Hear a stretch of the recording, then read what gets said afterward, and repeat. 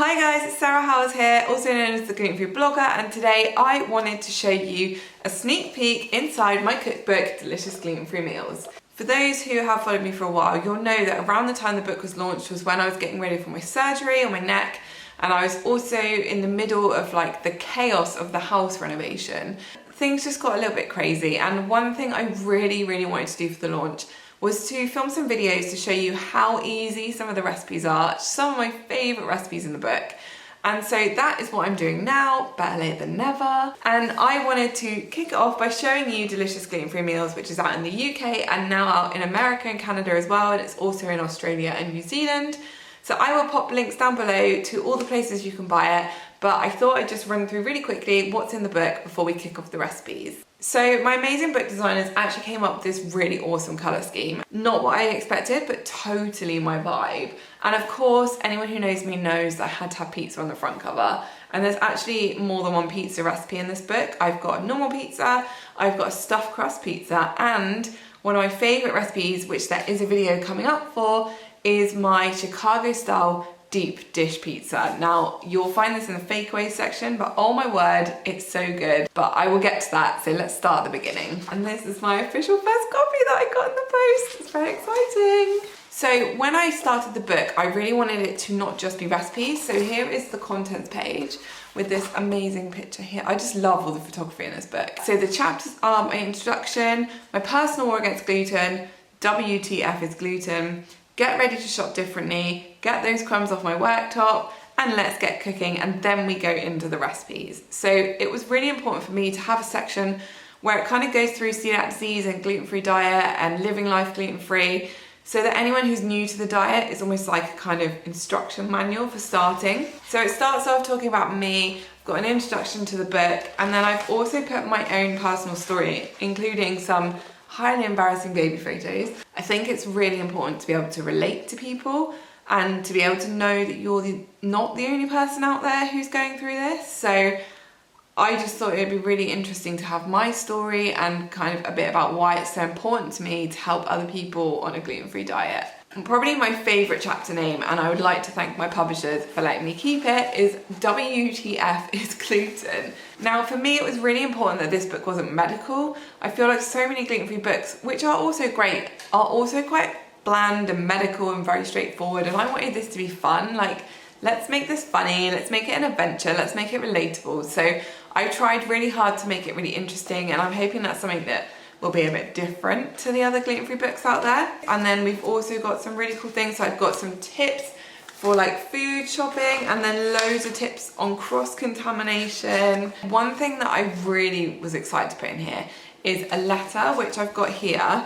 The point of the letter is to give it to a family and friends. So if you're going to your mother-in-law's house for Christmas dinner and they're cooking for you for the first time and you're worried, A, you can give them this book, which has got loads of recipes in for them to use, and B, it's got this letter which you can give to them and show them, and it just kind of explains things about cross-contamination and why it's so important, because I think that's such an awkward conversation sometimes to have, and it can be really hard to get people to understand it.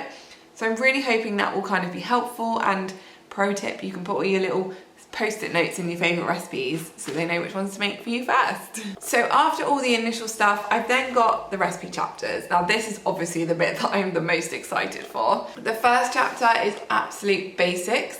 So this is where to start, where to kind of make the basics that you can then use in the other recipes. So we've got like a white sauce, I've got an arrabbiata sauce, I've got gluten-free pasta, gluten-free egg noodles, and then there's recipes later on in the book where you can use those basics. And of course I've got my gluten-free pastry and gluten-free puff pastry. I've got things like gnocchi, tortilla wraps. So it's just a really simple chapter to show you how easy some of these things are to make. So as well as a picture for nearly every recipe, some of them have these, which I just think really helps you to kind of visualize if you're doing things right, and obviously hopefully the upcoming recipe videos will help with that too. And then after absolute basics, I've got quick and easy. So we've got things like my fajita chicken tray bake, which is on the chapter page. So there's like chicken kebabs there.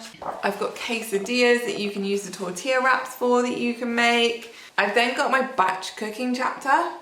Now for me, batch cooking is one of the best ways to save money. I find it really helpful for meal prep. I find it helpful for cooking stuff that everyone will eat, and that was the kind of plan with this chapter.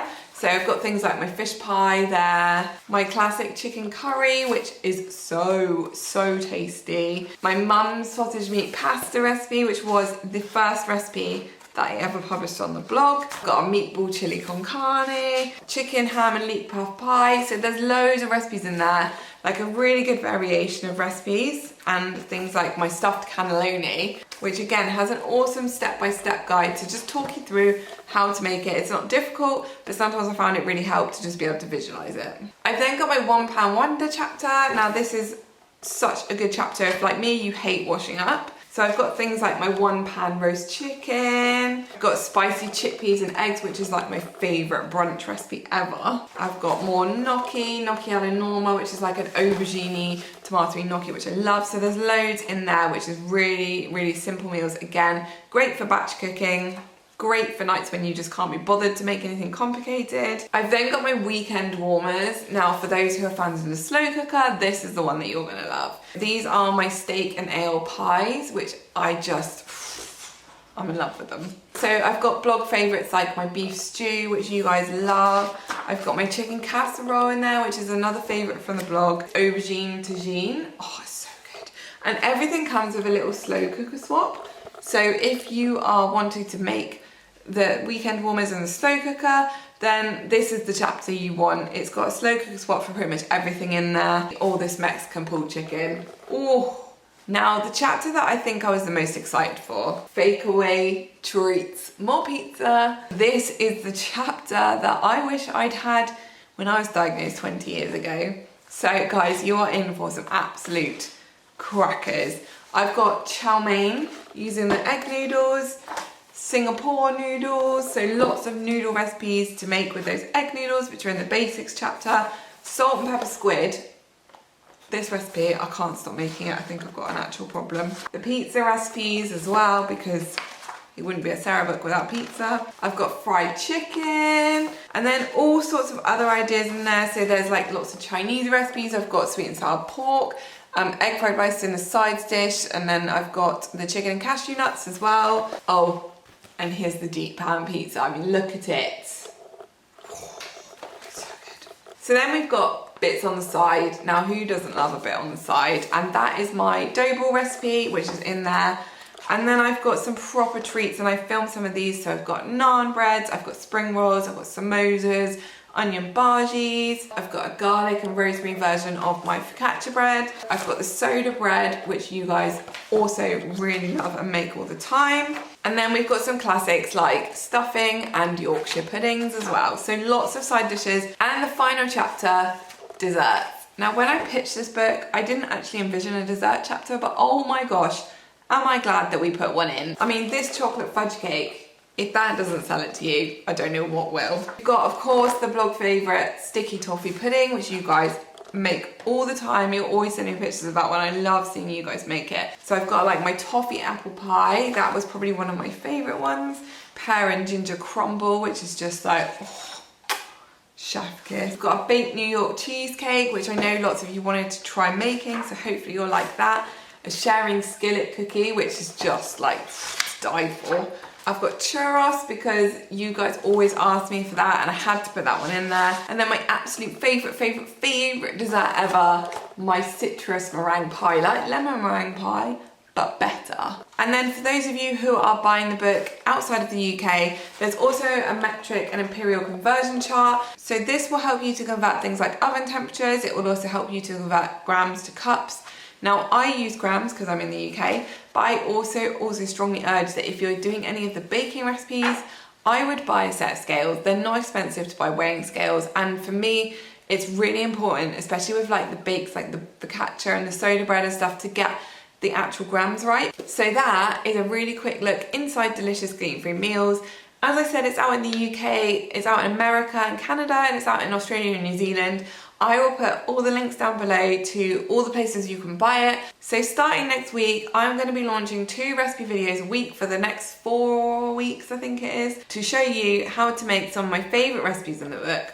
Obviously, if you have the book and there's anything you really want me to make a recipe video for, this doesn't have to be the only 8 recipes I do. So drop me a comment, let me know what you want to see, and I'm happy to show you how to make stuff, talk you through the recipes, give you a visual aid to go alongside the book. And if you have got the book and you love it, please consider leaving me a review on Amazon.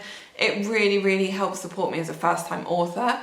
I don't think I realised until I got into the publishing industry how important those reviews are. So even though for you it might seem like 30 seconds just saying great book, Sarah, give it a little cheeky 5-star, but for me that means a huge amount. So thank you so much to everyone who's already bought the book, who's left a review, and I just want to help and reach as many people as possible to realise that eating gluten-free can be super fun, it can be super tasty, it can be super delicious. If you like the look of the book, check out the description below, hit subscribe to see my recipe videos, and of course there's loads of other gluten-free content on here, so hopefully you will enjoy this channel, and I will see you again very soon. Bye!